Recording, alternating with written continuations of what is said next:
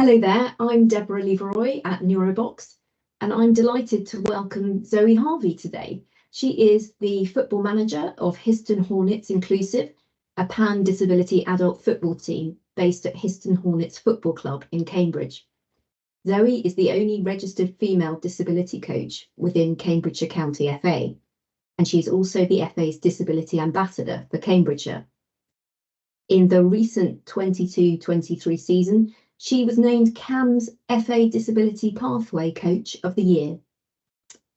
In Zoe's role, she supports the growth of both child and adult inclusion and impairment-specific football for our communities, and works alongside many grassroots clubs to support them with this growth. Welcome, Zoe. Hello, Deborah. Hi, great to have you here today. Thanks for having me. So I'd like to start by finding out a little bit more about you. When did your passion for football start? Football's always been a really big part of my family lifestyle growing up, with my dad and my granddad being massive fans and supporters of Cambridge United. So I've always been around football with them, spent a lot of time at games, a lot of time watching on TV. Football wasn't really my sport as a child, so I never really played football, even though I was around that environment. And then a few years ago, my son got into football, and then sort of it all spiraled from there, really. So would you say it's very much a family affair? Yeah, football is the one thing I think in our family that really draws us together as a family. Like, it's one thing we can all sit down, talk about, and have the same interest. Oh, I imagine that's very helpful at times. That's great. Yeah, we don't always agree on everything though, so it's not always helpful. All right. And so how did you get into football coaching? So we got into football coaching. Me and my husband, our son was playing for a team, and as happens in grassroots football, that coach decided that they were no longer going to coach for that team. And the club called upon parents to step up and take over the role and become coaches.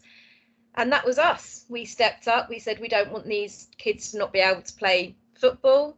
So between me and my husband, we done our coaching badges with the FA, and that's how we got into coaching. Wow. And had you ever done anything like that before? I hadn't, no. Like I say, I'd never even really played football.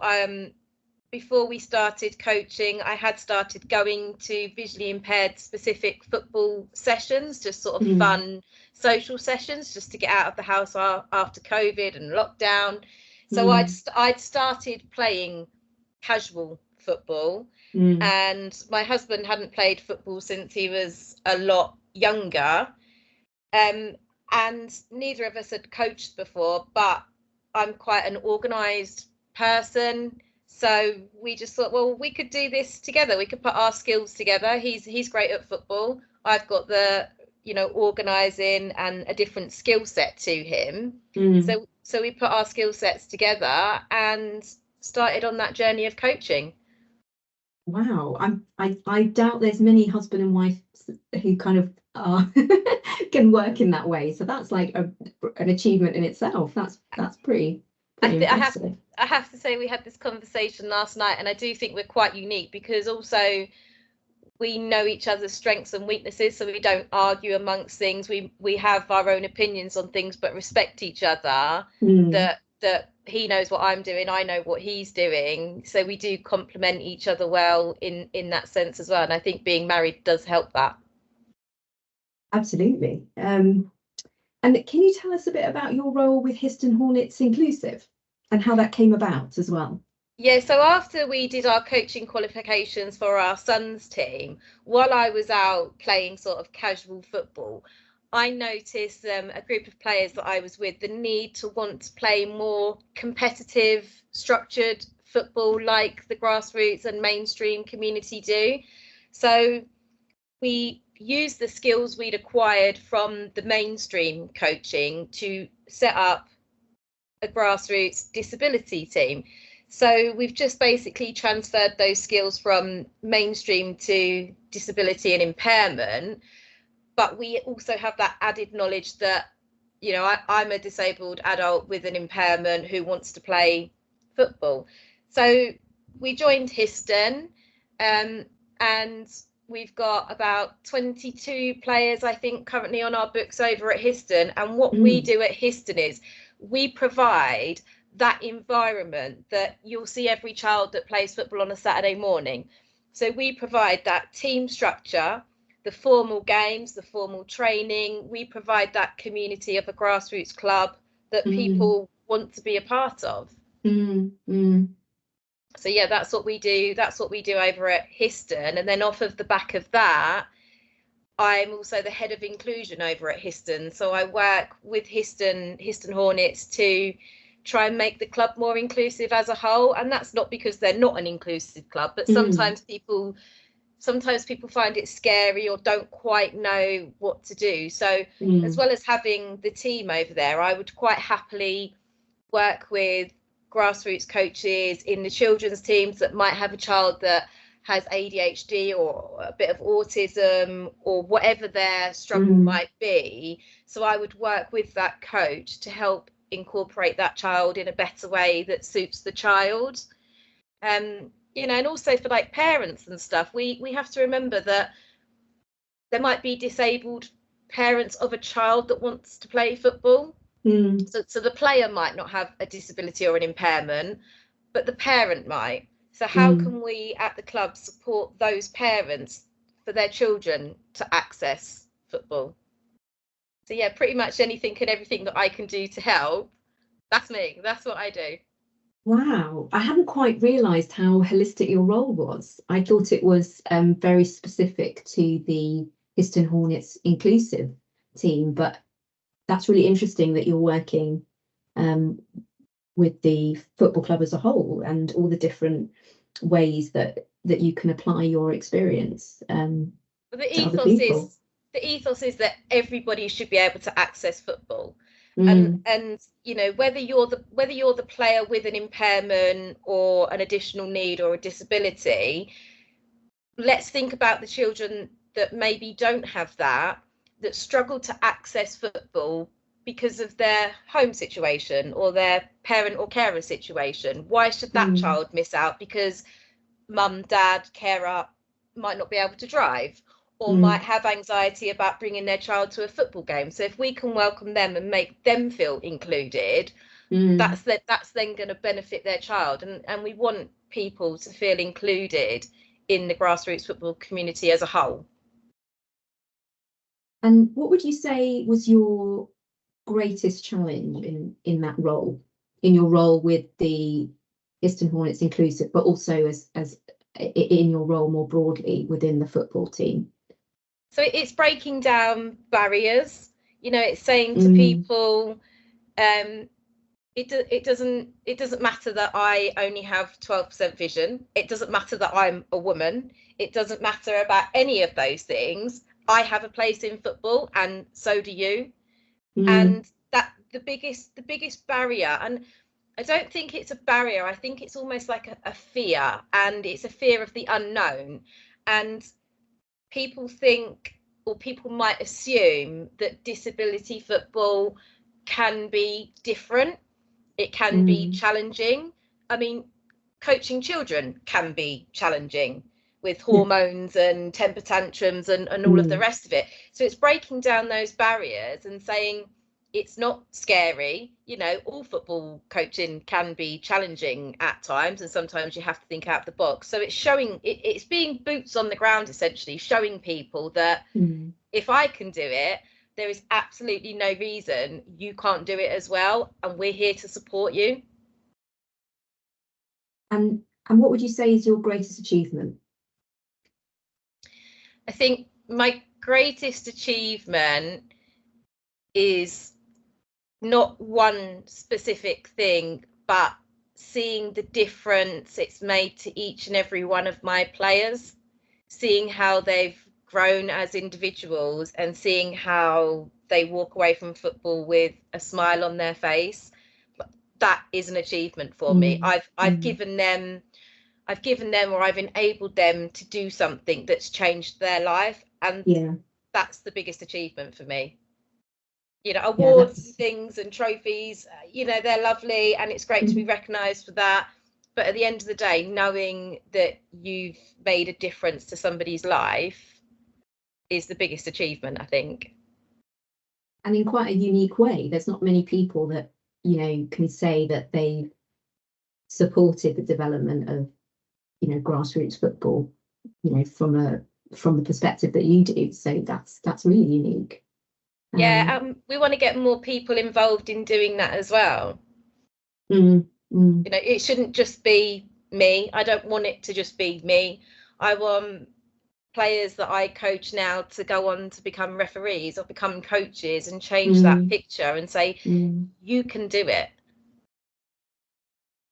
And do you see a lack of representation in the sort of broader, sort of a bit of a left field question, but yeah, do you see a sort of lack of representation at the moment in at the moment, yes, but I think that's just a matter of time. So whereas 10 years ago we had a lack of representation with females in football, be it refs, be it coaches, be it players, where we've come on in the last 10 years to now females have the same or very much a similar representation. Now we're hitting that disability and inclusion marker. You know, we want more people that have an impairment or have a disability to know that they can have a place within football, the same as women have a place in football. And with your role as the FA Disability Ambassador, does that kind of tie in with what we're talking about in terms of increasing inclusion and bringing in new talent? Yeah, so we go out and we work with grassroots clubs that would like to get involved in disability and inclusion football that might not know where to start really, and we'll go out and we'll work with them. We can also then work with them to go towards, you know, local charities where they could maybe source players, you know, all those sort of organisations that might be local to them that have children that maybe don't know that football is an option for them. So we can support in finding players, we can support in helping them upskill as coaches, we can just provide generic support for them. You know, it might just be a phone call or a text message saying, I don't know what to do, or what about this? So we go out and we support grassroots clubs, but we're trying to build up and create more teams in the area as well. So we want the more teams that we can get playing, the more people that we can get playing, the more it will organically grow. That's what we do at CAMS FA, and we educate. You know, we try to educate people. Absolutely. Do you find that is people are generally quite open to that education piece, or is there a bit of resistance? I don't think there's resistance, and I think people are open to it, but like I say, it's getting over that initial barrier of, is this for me? Can I do this? And once we've got over that initial barrier, and me and my colleague Ryan that work at the FA, who's the head of the, you know, Disability and Inclusion Development Officer, we're very approachable people. And we work as a pair, so we have two different disabilities, but we come together, and I think the two of us make it approachable for people because we're relatable, kind people, and we want them to do well. We're not there for them to fail. You know, we want them to do it. So once they're over that initial hurdle of, can I do this? Can my club do this? Will so-and-so be on board with it? Once we've got over that and we've shown people that it's not that scary, then these people tend to just really thrive. That's wonderful.